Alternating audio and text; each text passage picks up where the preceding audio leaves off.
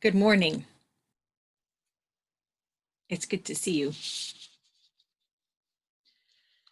Today we are in the lull between Christmas and New Year's, and we are going to pause here and look back over these months of Zoom church.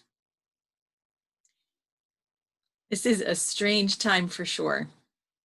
And as you know, it is a time that is full of unexpected things happening and learning, and hopefully some gems of wisdom and inspiration and connection. So we've gathered up a few of those things to be part of the service today. Taylor is off today. Our music director is not with us, except by the beauty of video, she is still with us. And much of the music today comes from her, although that first video comes from the General Assembly. And it's wonderful to see all of those Unitarian Universalist faces around the country singing with Yesé Barnwell. A few days before Christmas, my family started to collect on a great big piece of paper things we're grateful for from 2020.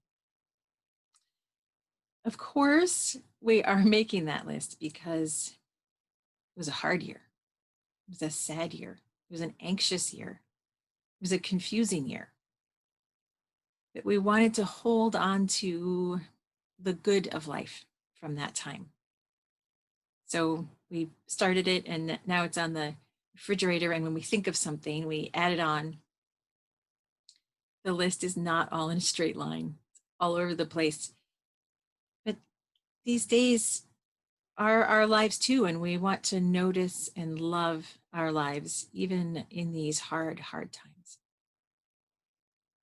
So as we go through the service today, I hope you also can notice the moments in our shared time together that you're grateful for, and also in your own life. Little moments, big moments, all of those things that let us love life, even through grief and uncertainty. So I invite you to light your chalice. Maybe you have an electric candle from Christmas that you would like to light. Maybe you have some beautiful sacred thing that you got over the holidays that symbolizes love and connection for you. Gather it up and let's say our covenant together. Love is the doctrine of this church.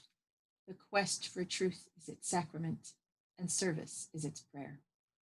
To dwell together in peace, to seek knowledge in freedom, to serve humanity in fellowship, to respect the nurturing power within all of us. Thus do we covenant. Our opening hymn this morning is a video that Taylor O'Donnell and Elizabeth Clark did a few months ago. The words for this hymn will be in the chat. Join in singing, "We Shall Be Known."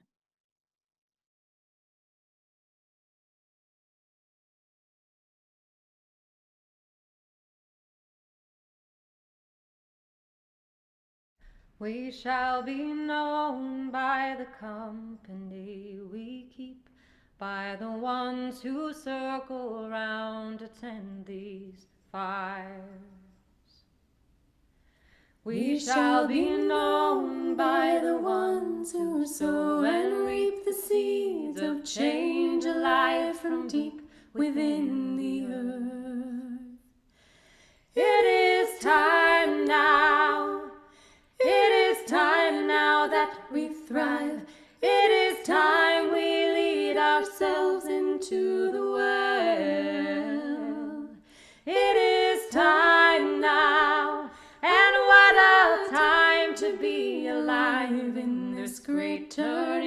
we shall learn to lead in love.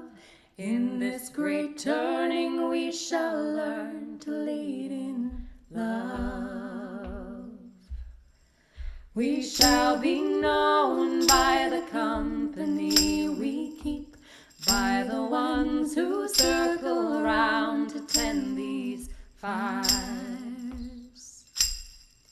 We shall be known by the ones who sow and reap the seeds of change alive from deep within the earth. It is time now. It is time now that we thrive. It is time we lead ourselves into the well. It is time now, and what a time to be alive. In this great turning we shall learn to lead in love. In this great turning we shall learn to lead in love. In this great turning we shall learn to lead in love. In this great turning we shall learn to lead in love.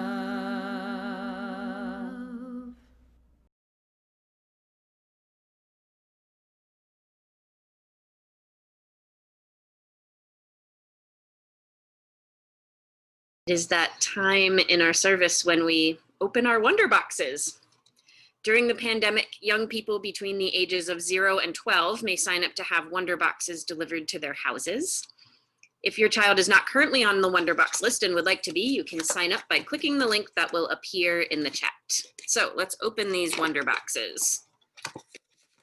Let's see what we have this week. I have some colorful beeswax. It's cool. And some more colorful beeswax.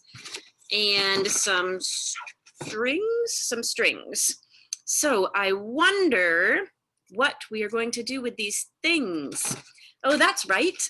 We are making candles, beeswax candles. And let's see here. Yes, some instructions. So your task during the service this morning is to make 2 candles, one from each piece of beeswax.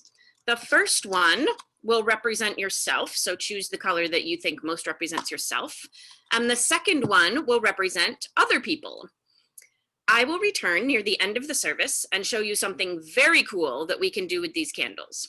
And parents, your task during the service is to find a lighter or matches and a safe place to help your child light these for a simple experiment we will do a bit later.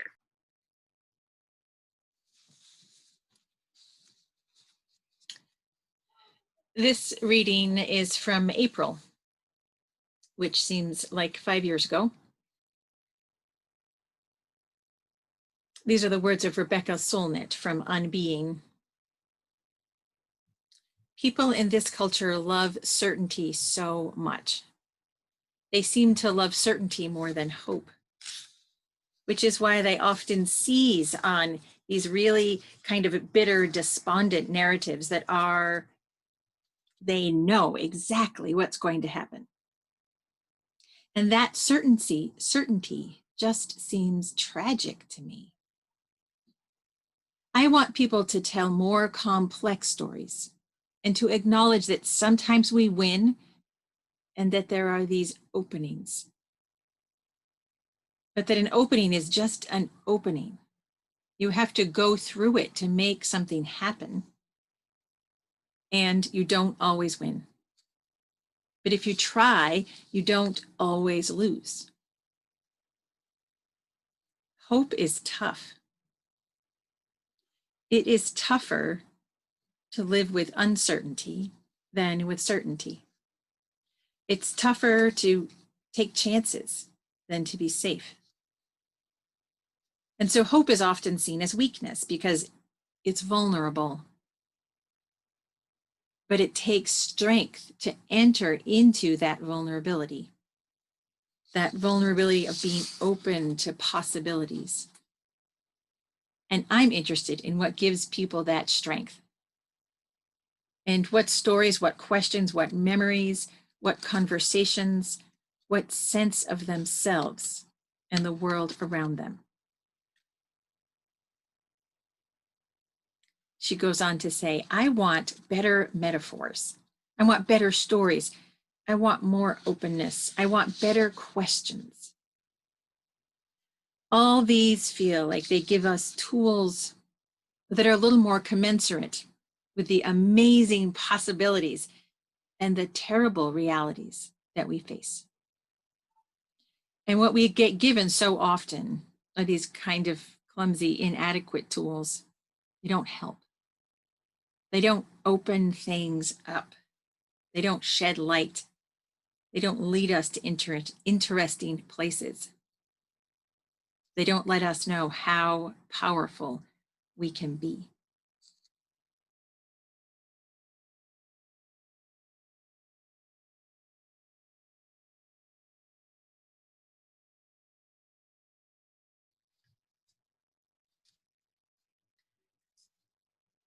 This is the reflection that I wrote in April in response to that read-in and also to the Passover story.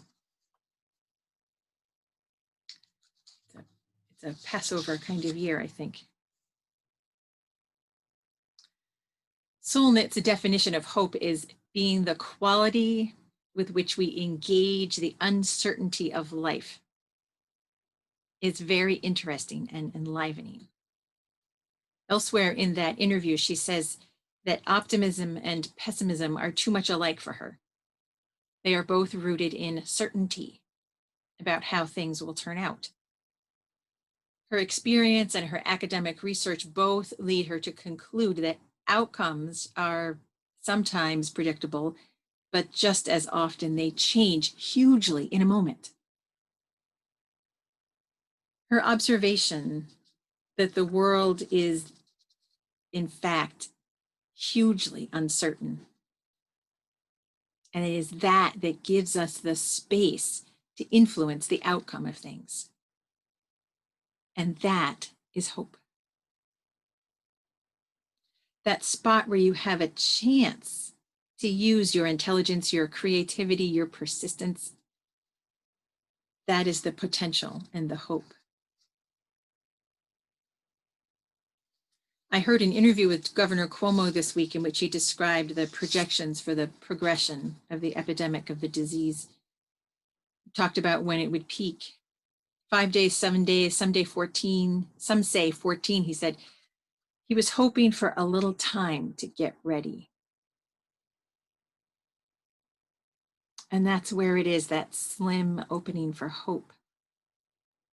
The spot where he can step in and change the way the arc of the story goes. Not miracles, but not certainty either. It's a time when everything feels and is precarious. Every choice feels perilous. So what stories meet these amazing possibilities and terrifying realities? We're hearing a lot of stories about war these days, but I want different stories. I am hearing the stories of Easter and Passover in astonishing new ways this year. They're both stories about uncertainty. They are both stories about suffering and brutality and violence. In both of those stories, the leaders are not looking out for their people, but the people are figuring things out. In fact, the leaders are not making choices about the preciousness of this gift of life at all. They are making choices about preserving power in the face of the clear reality that the divine does not respect the power of emperors or pharaohs. The divine loves life and the free movement of love around the world. Passover started on April 8th and is celebrated with a Seder, a big ritual meal. And that is when the story of Passover is retold, re-experienced. The story of Passover, as we have heard it, is one in which life is threatened over and over again. And the preciousness of life is felt deeply throughout the story. We told in this service the story of Moses being put in that basket and floated down the river while Miriam watched and made sure that he got picked up and taken care of. Can you imagine being in a situation in which the safest option you could come up with for your newborn is to put them in a basket and float them down the river? In the version that I told, Miriam was there as the stitcher, the watcher, the binder. Moses is usually the main character in Passover, but it's clear that she has an important power. She watches over the blessed baby who will bring life back to the people. She is the one who, by cleverness and desperation, reunites baby and mother. She saw an opening and she walked through it. That's hope. Hope dwells in dangerous places. And then when Moses gets to grow up and begin to advocate with Pharaoh for his people's freedom, for the acknowledgement of their humanity, which he has to ask for again and again and again, how many plagues does Pharaoh endure before he agrees to set the people free? And then even after that, he takes it back. He cannot imagine this world in this new form, even though the current world is unbelievably awful. Leaders who cannot give up their old thinking when the world changes have always been a danger. And the Passover story gives us the possibility that eventually the people will prevail. But it is not a happily ever after story. They escape slavery and then they have to wander in the desert for 40 years. 40 years is a long time of being in between, of being in uncertainty. And Miriam, as she stands on the knife edge between slavery and 40 years wandering in the desert, dances, because life is still beautiful and a gift. She leads her people in celebration and song. Take your moments. It's a long haul. Keep dancing. The people persist through their grief to honor life, to be deeply connected to love, to find all manner of ways to be creative about how they make a life in the midst of devastation. One of the ways to keep yourself whole during trauma is to be able to tell the story, to be able to tell your own story inside of a larger story, a transcendent story. Knowing that your story is one of many like it does not make it less, it makes it more. And we are in the middle still of telling this new story. And there are ancient stories to use, like reeds for a basket that we are weaving to carry this precious life right now. Hope dwells in dangerous places. Leaders who have not been able to change when the world changes have always been a danger. But it looks like eventually the people prevail. And take your moments. It's a long haul, but we can dance for life.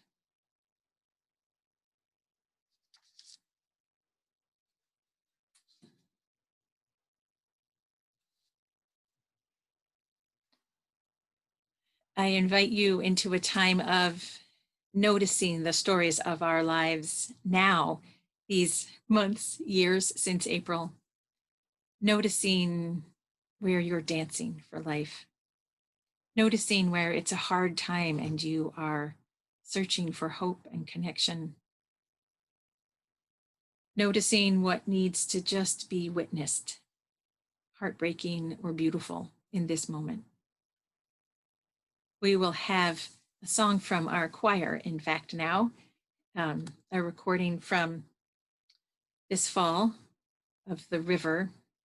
And I invite you to write in the chat whatever you would like this community to witness. And you can put an asterisk in the chat if you would like to just notice something yourself without putting it into words. Thank you for sharing the sorrows and joys of living.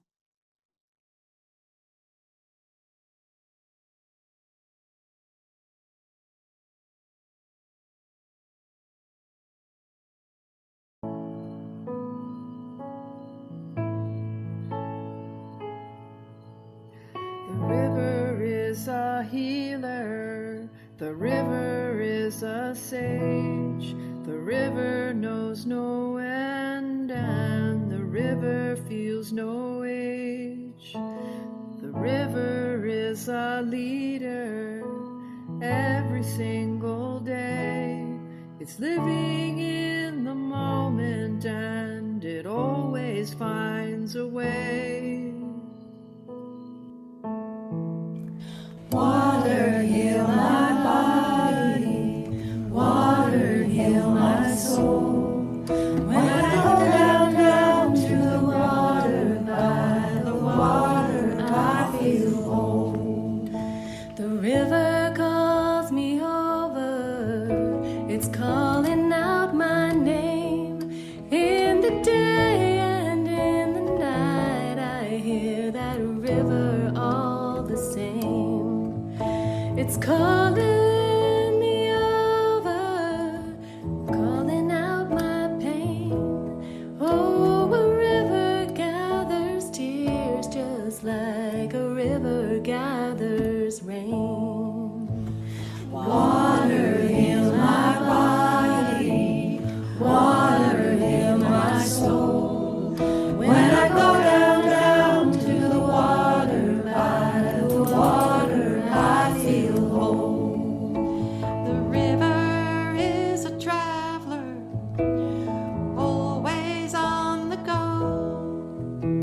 A river never worries if it's fast or if it's slow. River, take me to where I need to go. Oh, and I will just relax and let the river flow. Water, heal my body. Water, heal my soul. When I go down to the water, by the water I feel whole. Water, heal my body. Water, heal my soul.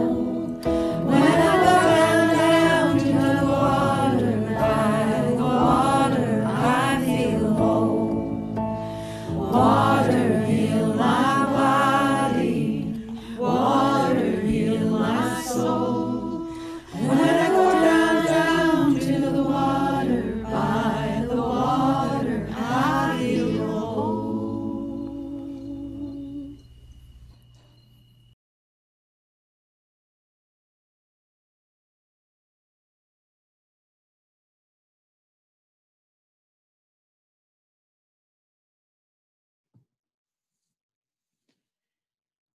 We'll take a moment here for the last few joys and sorrows to join that river of water. And while we do, I invite you to settle in for some meditation time. The meditation this morning will be a version of the Tonglen meditation practice.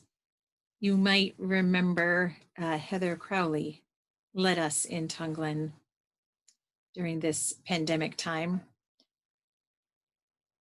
And it's a practice of taking in what's difficult, of intentionally facing it so that we can change our relationship with it.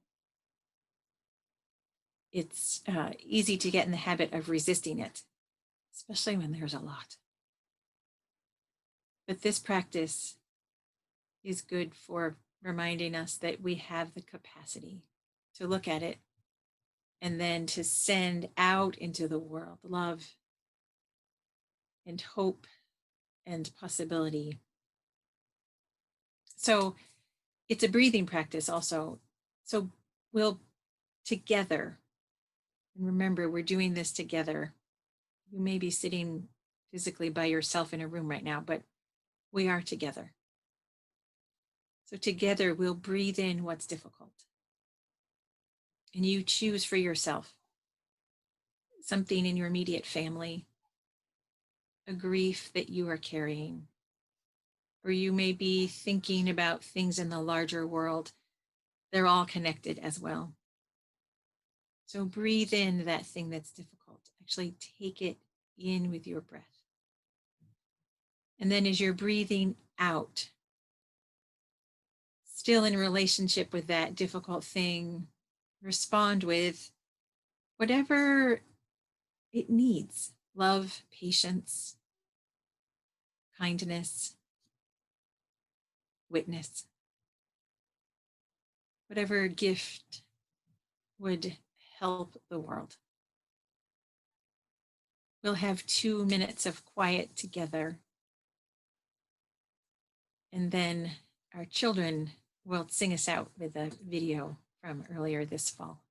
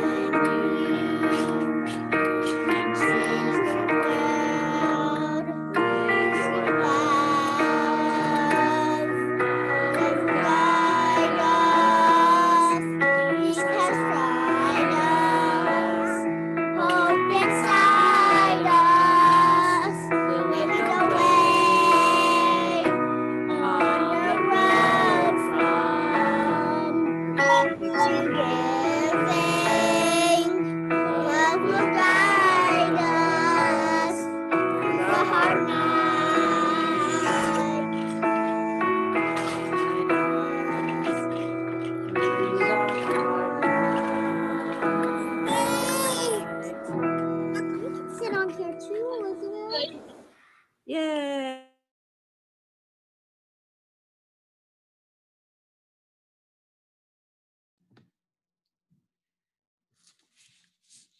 I am grateful for the times this fall and winter that we've gotten to hear our young singers. And I am grateful for for Taylor and Bill, who are, and maybe others who are helping with the technical support to make that possible. Thank you.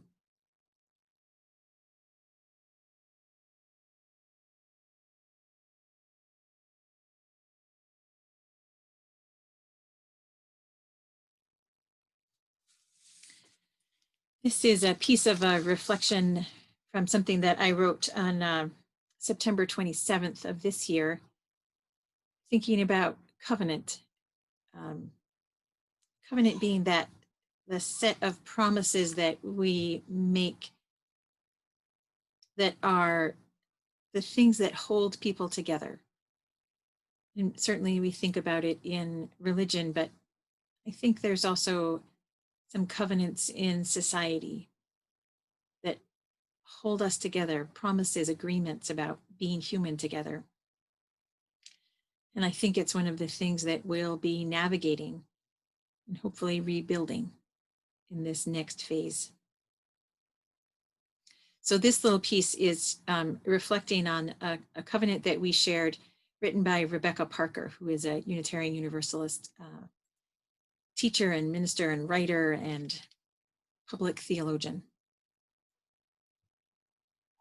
Rebecca Parker's words are revelatory in this moment because they speak to the fact that the world is broken, that we are trying to keep promises that will let us continue to respond well to the world.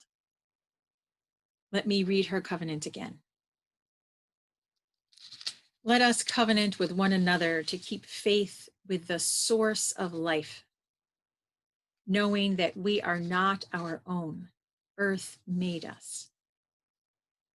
Let us covenant with one another to keep faith with the community of resistance, never to forget that life can be saved from that which threatens it, even by small bands of people. People choosing to put into practice an alternative way of life. Let us covenant with one another to seek for a deeper awareness of that which springs up inwardly in us, even when our hearts are broken by our own failures or the failures of others, cutting into our lives. Even when we have done all we can and life is still broken. This is a universal love that has never broken faith with us and never will. This is the ground of our hope and the reason we can be bold in seeking to fulfill the promise.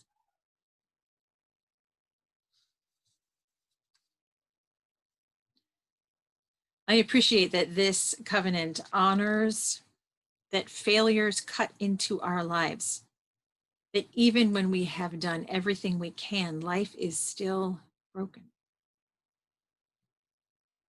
And still invites us to make a promise that we will covenant with one another and with that source of life that is indescribable, with the communities of resistance, that we will always return to that deeper universal love, no matter what is happening. To really live into this covenant, we have to let go of a lot, which is hard. We have to let go of thinking that we can do it alone. We have to let go of thinking that things can be perfect or orderly all of the time. We have to let go of our understanding of the history of this country and even our own families. We have to let go of knowing how the story will turn out. And by story, I mean this great moment of shared life on earth. It is also asking that we not be tempted to give up on the work, to not give in to the temptation to give up. It's a continual process of renewing the covenant. I wrote this reflection near Yom Kippur and said that Yom Kippur is about coming back to covenant.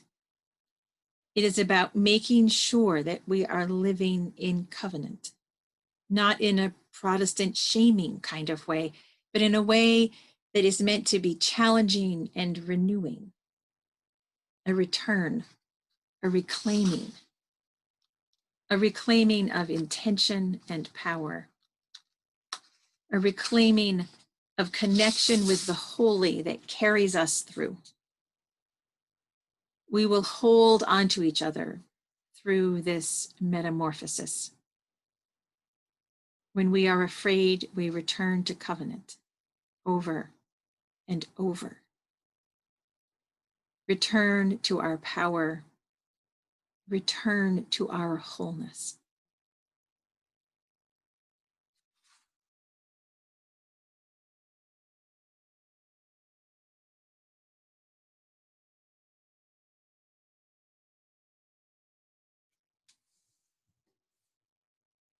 We have several practices in our community that remind us how we are connected, that we together can return to wholeness and help each other individually return to wholeness and reclaim our capacity to make a difference in the world, which is to say, our power,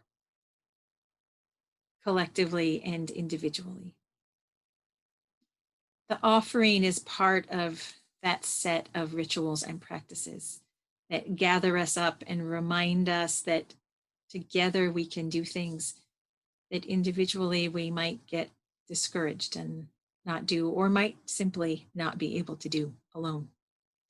It turns out that most of the work in the world now must be done together. So this morning, I invite you to think of this offering time as a time to remember that the work in the world is done together now. There will be a link in the chat if you would like to go to our website to make a donation. You can also send a check to the church, and you can use this time to look at the faces of the community gathered here and see what we are doing together.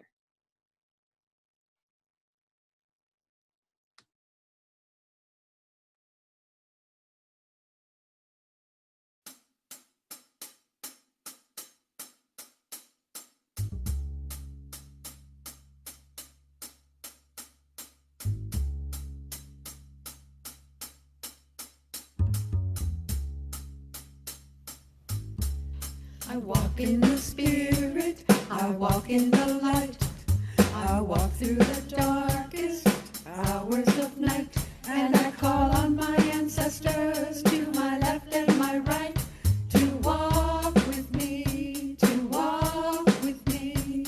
I walk in the spirit, I walk in the light, I walk in the service of doing what's right, and I call on my ancestors to my left and my right to walk with me, to walk with me.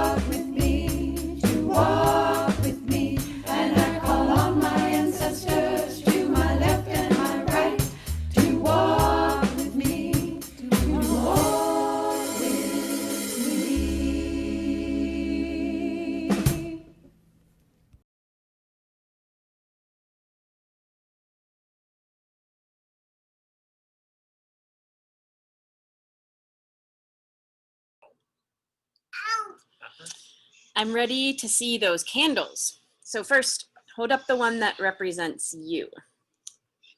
Very nice. So as we wrap up 2020, hold this candle that represents you and take a moment to reflect on how resilient you have been during this really difficult year. Resilient means the ability to keep moving forward in your life, even when things get tough. This year, you showed resilience by learning how to wear a mask to protect our community, by finding ways to connect with your friends and family safely, and in many other ways that are specific just to you. When you light your candle, which we will do in just a minute, the flame represents your strength, your ideas, your talents, and your hope. Now, hold up the candle that represents other people. Their flame is their strength, their ideas, their talents, and their hope. So let's light these candles and see those flames of resilience. Get your grown-ups to help you with this part. So I'm gonna light the one that represents me. Let's see, let's get it going here. And then I'm gonna use that one to light the one that represents other people. Nope. I know, Elizabeth, you wanna hold it. I think I'm gonna hold these ones. All right, so now I'm gonna show you something very special with these flames. Sometimes people may lose hope. They might feel like they are not strong enough, that their ideas aren't very good, or that they can't do anything right. It may feel to them like their flame has gone out. Let's blow out their candle for just a moment. It looks like the flame has gone out, but the spark is still in there. If you bring your flame close to theirs, your resilience can jump to them. And here's the best part. The candles don't have to touch for that to happen. Watch. If I hold my candle, or their candle, above mine, but not touching, bring it down close. Promise this works. There we go. Without touching, that flame jumped up. Isn't that neat? You can do it many times and just see how your flame jumps up to theirs. That's your ideas, talents, strength, and hope, and it can reignite the flame in others, even when they feel like theirs has gone out. Now with candles, the flame can only jump a very short distance. But with humans, it's totally different. The flame can jump an infinite distance. You don't even have to be anywhere near them. You could be on the other side of the world. So in 2021, remember to carry your flame into the world, your strength, your ideas, your talents, and your hope. Connect with others however you can, and watch as your flame jumps to them.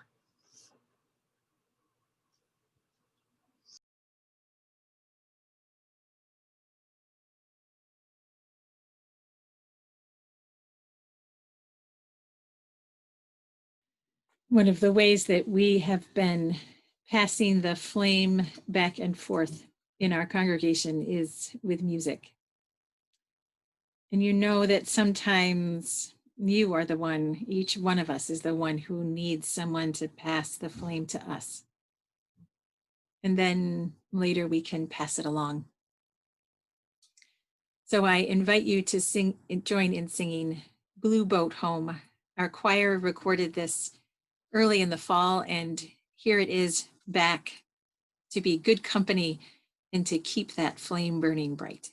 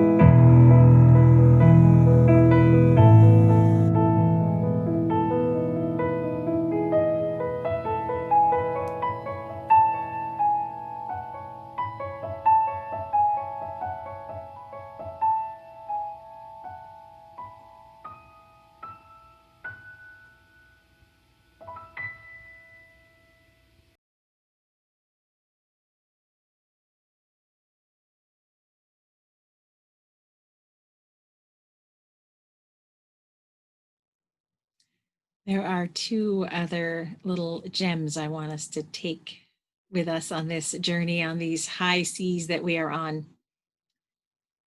One I had hoped to watch this morning, but linear time always gets in my way. But please remember Donk and Kohlrabi, who visited us twice this year, and maybe we'll get to see them next year too. And also remember that rest is liberatory for you personally and for the whole world. Rest.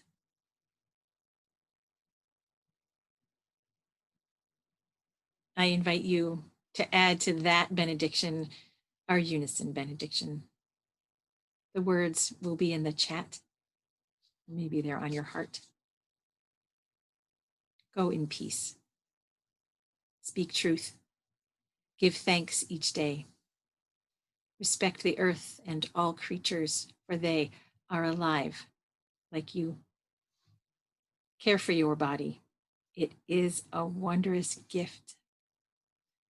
Be gentle with yourself. Live simply. Be of service. Be guided by your faith and not your fear. Go lightly on your way. Walk in a sacred manner.